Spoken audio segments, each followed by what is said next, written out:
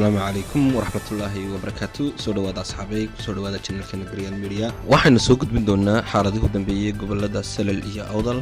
waxa toddobaadkii u dambeeyay ka socday deegaano hoos yimaada gobolka Salal ee loo yaqaano Fuqo Aadan iyo Heemaal. jabhado hubaysan oo leedahay beesha Samaroon kuwaasi oo isku urursanayay deegaanadaasi maalmihii u dambeeyay iyaga oo ku goodinayay in ay qabsan doonaan magaalada Sayra iyo deegaanada hoos yimaada dhamaantiiba.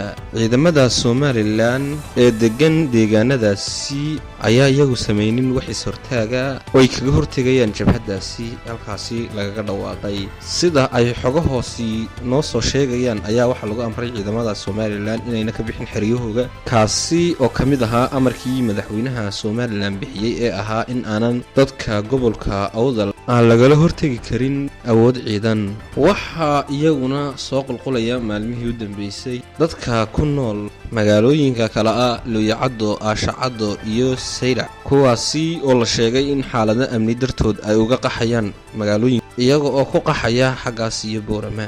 waxa isaguna maalinkii maanta magacaabis sameeyay madaxweynaha Somaliland Cabdiraxmaan Ciro kaasi oo bedelay barasaabkii gobolka Salal Cabdi Saciid Faahiye isaga oo dhanka kale bedelay barasaabkii gobolka Awdal kuna bedelay barasaab ka soo jeeda gobolkaasi Awdal halka uu kii Salalna ku bedelay barasaab ka soo jeeda beesha dhexe taasi oo sii hurin doonta xiisada goboladaasi Salal iyo Awdal. sida ay wararku sheegayaan ayaa waxa ay kamid ahayd in la bedelo barasaabka gobolka Salal Cabdi Saciid Faahiye anjadayow ay horay u wada galeen beesha Samaroon iyo waliba madaxweynaha Somaliland Cabdiraxmaan Ciro.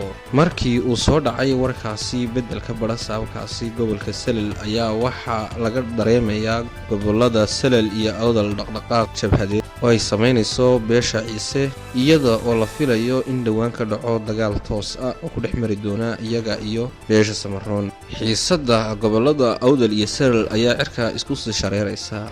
xukuumadda Somaliland ayaa waxa lagu eedeynayaa in ay sameysay garab saar ay garab ka saarayso beesha Samaroon taasi oo loo wada fuliyay anjadayowgoogii ay horay u soo qorteen taasi oo dhanka kale wiiqaysa iyaduna beesha Ciise.